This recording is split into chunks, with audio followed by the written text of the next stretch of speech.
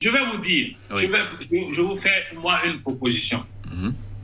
Vous savez, il y a plusieurs millions de Béninois, à travers leur activité agricole, qui enrichissent Patrice Talon. Avec le coton, avec les noix de cajou, avec tout ce qui est produit aujourd'hui qui peut rapporter de l'argent, c'est dans sa poche. Bon, ça, c'est vous qui le très dites. exagéré.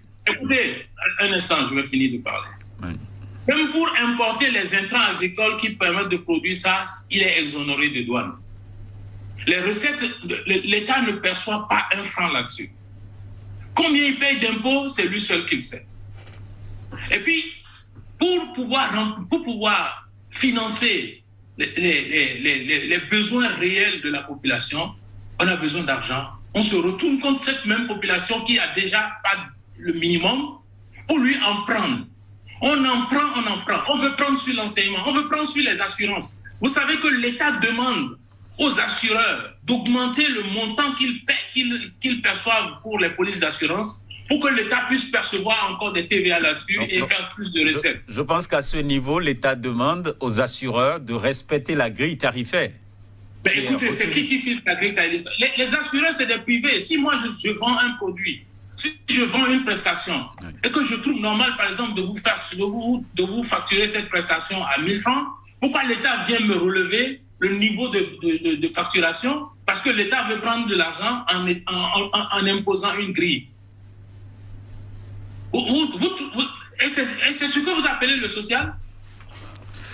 Toutes les décisions qui sont prises permettent quelque part de prendre un peu plus dans la poche des populations qui déjà n'en ont pas. Monsieur Professeur d'économie aux États-Unis qui dit à ses élèves, étudiants en économie, l'économie, je vous dis, c'est une phrase bête. Produire et vendre. Lorsque vous finissez la production et que vous vendez et que vous ne pouvez pas tirer profit du fruit de votre vente, vous êtes un esclave. C'est ce qui se passe aujourd'hui au Bénin. Le Bénin, c'est un vaste camp de concentration nazi. On dirait que c'est les nazis. Parce que les populations, voilà les populations qui travaillent à travers leurs parents du village. Les populations produisent. Mais où passe le fruit de cette production? Ça sert seulement à faire des statistiques pour pouvoir aller lever des fonds sur le marché international et revenir. Et dans le souci de rembourser ces dettes, on prend chaque jour un peu plus d'argent sur ces populations qui sont déjà dépourvues. Ma proposition à moi, en parlant de ça, c'est que ce qui est produit par les Béninois, que ça profite aux Béninois. Le partage de la soi-disant croissance qu'on ne voit que sur papier, parce qu'on parle de croissance, on parle des performances du Bénin. Le Bénin a eu telle note ici, le Bénin a eu telle note là-bas, et les gens meurent de faim. Moi, j'ai plusieurs amis qui sont morts au Bénin parce qu'ils n'ont pas pu se soigner. Les dialysés qui sont morts. Des gars qui ne peuvent pas se... C'est dans tous les domaines que ça souffre. Les gens ne peuvent pas se soigner, ils ne peuvent pas manger à leur faim. On ne peut même pas leur permettre d'envoyer leurs enfants à l'école. Désormais, vous n'avez pas le droit d'avoir plus de 2 personnes sur une moto. Mais et ceux qui n'ont pas de l'argent pour envoyer leurs enfants, pour leur payer le taxi? Les enfants mineurs qui ne peuvent pas aller eux tout seuls à l'école. Les parents doivent devoir louer un taxi pour les accompagner, puisqu'ils ne peuvent pas aller tout seuls. Il n'y a pas de bus pour aller transporter les enfants. Qu'est-ce qu'on fait pour l'éducation? Qu'est-ce qu'on fait pour la santé? Le CNHU qui est en face de la présidence, demandez à Patrice Talon combien de fois il a traversé la route pour aller voir les malades là-bas. La dernière fois, quand il a installé quelques militaires pour dire qu'ils ont été agressés à Banter, il a trouvé le moyen d'aller les voir. Et la majorité de la population qui meurt là-bas, c'est un mouroir. C'est pas un hôpital, c'est un mouroir. C'est une usine à gaz. Les gens n'ont pas de moyens, ils ne peuvent pas se soigner, ils ne peuvent pas se nourrir. C'est ça le problème du Bénin aujourd'hui. Et les populations souffrent. Ce n'est pas une question d'aimer Patrice Talon ou être opposé à Patrice Talon. D'accord. Moi, je viens du Bénin. Je ne peux pas, parce que je suis ici aux États-Unis, me contenter de... Il y a beaucoup de gens qui me demandent, ouais, ne parle plus, laisse tomber, parce que ça t'amène des ennuis et autres là. Mais écoutez, ce n'est pas parce que j'aurais choisi de rester silencieux que je vais mourir en paix ou aller au paradis. D'accord. Alors, les Arabes disent, quand vous refusez de vous battre, de peur d'être battu ou de connaître la honte, vous allez connaître humiliation et honte, déchéance sans livrer la moindre bataille. Moi, j'ai déjà dit, oui. je me battrai les âmes, je vais rester debout, je vais pas vivre à genoux. Oui.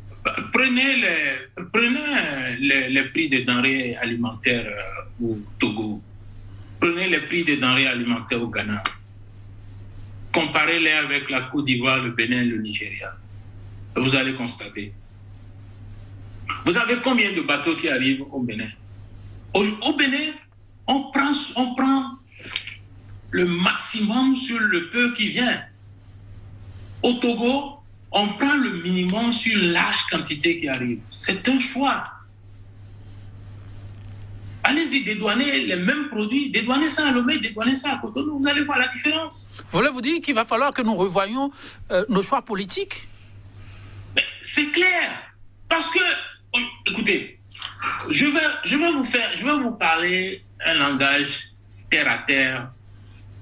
Je n'essaie pas de jouer au pédagogue, mais je vais vous dire une chose. Vous voyez, la production d'un pays, c'est ça qui donne la valeur, si on peut dire la valeur économique de ce pays. Et cette production doit encore profiter au pays. C'est ça qui permet de calculer sur quelle base on peut vous donner, par exemple, des crédits pour votre développement. Mais le problème qui est posé au Bénin, c'est que les Béninois travaillent, ils produisent, mais le fruit de cette production va dans la poche d'un seul homme qu'on appelle Patrice Talon. Il se fait qu'il est en même temps président de la République. Mais il est président de tout. Il est président du coton, il est président des noix de cajou, il est président de l'ananas, il est président des assurances, il est président des banques, il est président de tout. Il est président du port, des frontières, parce que tout cet argent, l'argent qui circule par là, ça finit toujours d'aboutir dans sa poche à lui, à travers ses sociétés écrans, de ses parents, de ses amis qu'il a mis en place. Et puis ça, c'est pas de sa faute à lui seul, parce que c'est les gouvernements qui l'ont précédé, qui ont organisé ça ensemble avec lui quand il était déjà pas président, pour nous piller. Alors, le pillage aujourd'hui est complètement légalisé. C'est légalisé, mais c'est pas légitime. C'est deux choses séparées. Oui. Alors, à partir de ce moment, ne me dites pas qu'on fait du social parce qu'on l'a décrété, mais le fruit de cette production, ça ne profite pas au pays, ça profite à un individu. Bon, on fait comment? Pour payer nos engagements, l'État est obligé de nous prendre des taxes tous les jours que Dieu fait. Alors... Vous avez une politique d'industrialisation cohérente, une politique qui élimine toute concurrence, qui élimine les opérateurs économiques. Et ceux qui peuvent... Vous avez vu combien d'industriels, d'hommes d'affaires qui ont été éliminés par le régime actuel? Qui va créer les industries en question? C'est le gouvernement? Avec quel argent? Tout l'argent que le gouvernement ramasse aujourd'hui à travers les impôts, c'est juste pour payer les crédits qu'ils prennent au nom des Béninois. Alors, Monsieur Martin Rodriguez... Il ne crée aucune valeur ajoutée. Donnez-moi l'exemple d'un secteur où le gouvernement a créé une valeur ajoutée à travers une activité depuis 6 ans que cette équipe est en place. Donnez-moi un exemple et puis je vais fermer. D'accord, Martin Rodriguez. Social en mettant cette population en prison. Il y a plusieurs centaines de personnes qui sont en prison, torturées et autres. Là. Commencez déjà à les libérer. Donc c'est votre première exigence. Libérer les initiatives privées. Permettez à tous ces gens-là qui peuvent apporter quelque chose à la société, donnez-leur la liberté de sortir, de produire. Il y a des hommes d'affaires qui sont en prison. Il y a des leaders d'opinion qui sont en prison. Mais même ceux qui ne peuvent pas créer dans des entreprises, leur opinion peut permettre d'améliorer les choses. Donnez-leur la possibilité de sortir. Ça nous mettra, nous, en confiance. On a des relations, on a un petit savoir-faire, on a des réseaux. Si on peut... Moi, j'ai créé mon entreprise au Bénin en commençant par 0 francs CFA. Je n'ai pas bénéficié d'un apport de l'État béninois. Je n'ai pas été dans le cas de Patrice Talon, qui a ramassé tout ce qu'il possède aujourd'hui, c'est le patrimoine de l'État. Sous le régime Yahi Boni lui a donné 10 usines de la Sonapra, 100 et quelques milliards de subventions pour les intrants agricoles, pour améliorer la production de coton, qui est revenu à zéro. Après, on lui a donné le PVI, la douane, les frontières. Quand on a fait ça à un individu, à lui tout seul, aujourd'hui, c'est lui qui écarte tout le monde, qui écrase tout le monde et qui vous parle de social. Et vous voulez que moi, j'avale ça? Patrice Talon, je lui lance un défi, il ne peut pas faire du social. C'est incompatible avec sa vision des choses et le comportement qu'il a. À un moment donné, quand il a été élu, avant même de prendre fonction, la dernière déclaration que j'ai faite à RFI, j'ai dit que comme il avait aujourd'hui la charge de population, peut-être qu'il va changer son comportement. Mais votre discours, est-ce que votre discours ne plonge pas les citoyens dans le désarroi? Comment? Est-ce que votre discours ne plonge pas les citoyens dans le désarroi quand vous dites que c'est incompatible social avec Patrice Talon? Ça veut dire que les citoyens n'ont rien à espérer? Écoutez, moi je constate que c'est incompatible. Que lui prouve le contraire. C'est incompatible. Vous ne pouvez pas être celui qui prend tout ce qui appartient à l'ensemble, des populations, vous vous accaparez de ça. Mais quand je vous dis par exemple que, bon, écoutez, sur les 17 usines que possède Patrice Talon aujourd'hui, donnez-moi une preuve qu'il a construit une. Même quand Yahi Boni était président, Patrice Talon possédait déjà 15 usines. J'en avais une seule. Vous savez qu'il est allé demander à Yahi Boni, qui a accepté de prendre un décret, de réquisitionner mon usine et travailler pour lui. Un décret? Un décret. J'ai la copie du décret. Je veux partager ça. Il a pris un décret pour réquisitionner mon usine et travailler pour lui. Quelqu'un qui ne peut pas accepter... C'est le président de la République qui a pris le décret et non Patrice Talon. Un instant. Vous savez, c'est un trait de caractère. Si vous avez 1000 francs, que Patrice Talon a 1 milliard, il va poursuivre les 1000 francs que vous avez. C'est sa nature. Il ne peut pas faire du social. Et moi, je ne vais pas avaler cette... Patrice Talon ne va jamais changer. Oh non. Parce que sa nature, on ne change pas la nature d'un homme qui est arrivé à ce niveau-là. Il ne changera pas. Parce que tant qu'il ne changera pas, le Bénin est plombé. Alors, en fait, ce n'est pas parce que Patrice Talon aurait pris quelques centaines ou milliers de milliards au nom du Bénin, et puis il en a pris 10 ou 20 dedans pour construire quelques routes et faire des lampadaires, que bon voilà, on parle de développement. Votre mot de fin. C'est un processus. Vous savez, la définition du développement, c'est un processus qui, au finish, doit aboutir au bien-être de l'humain. D'accord. Merci beaucoup à vous. Et puis, accroître améliorer leur niveau de vie. Ce n'est pas parce qu'on affame les gens meurent de faim, les gens meurent de maladies vulgaires. Si je dis qu'il n'y avait pas eu d'élection, je ne parle même pas de réélection. Cela va de soi. Parce que je reviens encore, on ne cessera jamais de rappeler que nous avons connu une sorte de mascarade qui a été basée sur la confiscation des droits élémentaires. Notre constitution a été assassinée en pleine nuit. Ils ont construit quelque chose qu'ils appellent eux-mêmes nouvelle constitution, en refusant en même temps que ce n'est pas une nouvelle république, pour que d'ici là, ils reviennent nous dire que tout est à reprendre à zéro et que désormais, il fait un premier mandat d'une nouvelle constitution. Et tout ceci, ça ne repose pas sur quelque chose de cohérent et de pertinent. Donc moi, je ne pense pas qu'il y a eu élection. J'ai l'impression, comme quand j'observe de loin ce qui se passe au Bénin, j'ai l'impression que le Bénin est devenu une sorte de goulag stalinien, quoi. On dirait que les populations sont enfermées dans cet espace et elles font l'objet de toutes sortes de tortures. Et elle n'a aucun droit. Les personnes qui essayent de lever la tête pour dénoncer quoi que ce soit sont accusées tout de suite de terrorisme ou de n'importe quoi, qui sont enfermés dans les prisons, qui sont torturés de jour comme de nuit. Pour moi, ce n'est pas... Il ne s'agit pas, c'est pas un gouvernement légitime. Parce que quelqu'un a aligné quelques verbes, ça suffit pour me soulager. Je ne suis pas un affamé de ça. Écoutez, le social ne se décrète pas. C'est pas parce que un individu s'est levé, a jugé bon de faire un discours flatteur, comme disait l'autre, trop flatteur vient au dépend de celui qui l'écoute,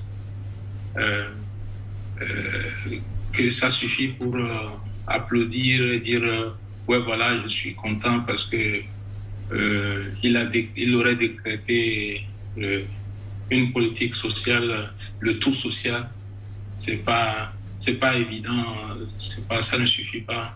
Si nous jetons un petit coup d'œil dans l'histoire de notre humanité, le social, ce n'est pas par un décret d'un individu. C'est toutes les politiques sociales qui ont jalonné l'histoire de notre humanité ont été une sorte de solde. C'était l'aboutissement de mouvements qui ont imposé cela. Et comme le dit l'auteur Pierre Bourdieu, si une politique sociale ne s'impose qu'au terme d'un mouvement qui l'impose aux gouvernants et aux gouvernés. J'aurais pu continuer ce que je sais faire le mieux, créer des entreprises, oui, et créer donc de la valeur ajoutée à tout ce que je peux faire. Mais aujourd'hui, je ne suis pas autorisé à le faire. Non. On l'a bien entendu, on se rappelle cette rencontre. Le chef d'État vous a tendu la main et dire que vous allez bâtir ensemble le pays. Vous avez même dit que c'était très heureux, très fructueux ces échanges-là, mais que s'est-il passé par la suite, ça, on ne le sait pas. Aujourd'hui, où le chef dit que dans la division, il y a des choses qui ont été faites et qu'ensemble, on peut mieux faire.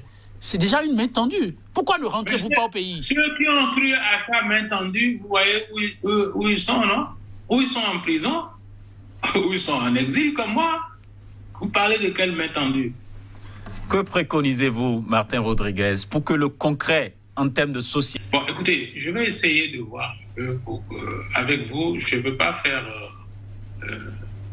je veux pas faire preuve de mauvaise foi. Merci beaucoup. Essayons de voir un peu la réalité en face. Allons-y ensemble. C'est quoi le social? Le social, c'est cette politique qui enferme la plupart des acteurs de la société civile ou de la société politique qui veulent donner leur opinion, ne serait-ce que lorsque cette opinion est un peu contraire au point de vue du gouvernement, et se retrouvent dans des cellules enfermées par dizaines, dans des petites cellules de 20 à 30 mètres carrés. Et c'est des personnes qui n'ont pas droit à avoir des visites. C'est la torture, l'oppression, c'est ça le social. C'est la pluie des impôts, des taxes qu'on jette sur les populations tous les jours. Moi, je pense une chose, ce qui est clair à mon avis. C'est-à-dire que celui qui a pensé décréter le social, même si il aurait envie de le faire, ce à quoi je ne crois pas du tout, sa politique, ce n'est pas de faire du social. Mais supposons un instant qu'il ait envie de faire du social.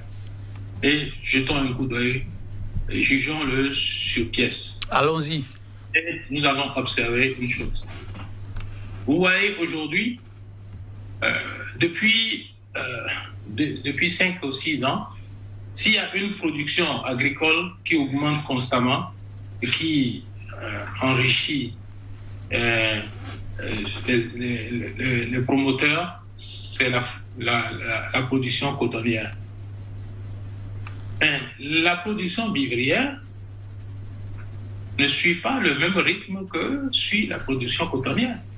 Et le gouvernement vient nous expliquer que c'est parce que nous souffrons de questions de sécheresse qui justifie la hausse des prix des denrées alimentaires.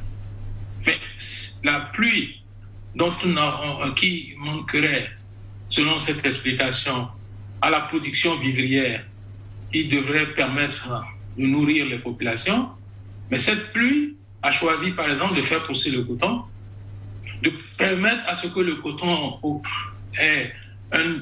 atteigne un niveau jamais atteint dans notre pays, mais au détriment des produits vivriers. Mais si vous dites ça à un cadavre, il va se relever. Vous savez, en politique, les promesses n'engagent que ceux qui y croient. Si vous choisissez de croire à ces promesses, vous avez fait légitimement, vous avez le droit de choisir ce que vous voulez. Vous pouvez croire, ne pas croire. Moi, je fais partie de ceux qui ne croient pas, parce que je me base sur les faits. Depuis cette annonce dont vous parlez, vous avez une idée de combien de dispositions qui ont été prises, combien de décrets ou de lois qui sont sortis pour demander encore un peu plus, chaque jour un peu plus aux Béninois? Vous avez vu le prix des denrées alimentaires? Vous voyez le prix du maïs? Vous voyez le prix du gari? Vous voyez le prix du haricot? Vous voyez le prix? Tout ça, on explique par la rareté des prix. Mais donnez-nous les statistiques sur les autres productions. Vous savez que la nourriture coûte plus cher au Bénin qu'en Côte d'Ivoire, qui est un pays beaucoup plus riche que nous. C'est normal, ça? C'est pas parce que quelqu'un a décrété à travers une phrase trompeuse qu'il fait du social que nous allons nous mettre à applaudir, on fait une pause. Avec qui? Je n'ai pas de pause à faire, nous n'avons pas les mêmes agendas. Il y a une situation et il faut la regarder en face. Les populations souffrent. Regardez, on veut même prendre des taxes sur l'enseignement, qui est déjà défaillant. Appelez-vous taxes sur l'enseignement. Mais désormais, les écoles doivent délivrer des factures normalisées. Parce que l'État veut percevoir des taxes là-dessus. Pourquoi ça vous pose problème, vous? Mais écoutez, c'est ça qu'on appelle plutôt le social. Aller aider les gens à s'instruire, à s'éduquer. Lorsque l'homme est né sur Terre, lorsque l'homme arrive sur Terre, il est confronté à sa survie. Et pour survivre, il a besoin de moyens de production. Pour ces moyens de production, il doit se donner les moyens, les outils. Il a besoin de produire. Pour produire, il a besoin de moyens de production. Les moyens de production, l'un des moyens de production les plus efficaces aujourd'hui, c'est l'éducation, l'enseignement. Parce que c'est cette éducation qui vous permet, par exemple, de prendre une matière première et de transformer en produit fini qui peut vous servir pour votre bien-être. Alors, on ne peut plus parler du social et de développement économique sans parler de bien-être de l'être humain. Alors, mais lorsque l'enseignement... Sur ce volet... Écoutez, un instant, je vais vous dire. Lorsque vous visez l'enseignement et que vous voulez encore prendre des taxes sur l'enseignement dans un pays dépourvu comme le Bénin, vous voyez dans quel état les enfants vont à l'école? Il y a des enfants qui vont à l'école dans des appartements, que ce n'est même pas des appartements parce que quand il pleut, c'est directement l'eau sur leur tête. Il y a des gens qui sont sur les troncs d'arbres dans des villages qui vont à l'école. Donc, on ne peut pas encore vouloir pour vous avez vu que cette année, le nombre de personnes le nombre de candidats au baccalauréat, il y a eu 12 000 candidats en moins que l'année dernière. Un mouvement contraire à tous les autres pays qui nous entourent ou dans le monde. On veut tuer l'enseignement, on tue le social et on parle de social. Alors, sur ce volet précis...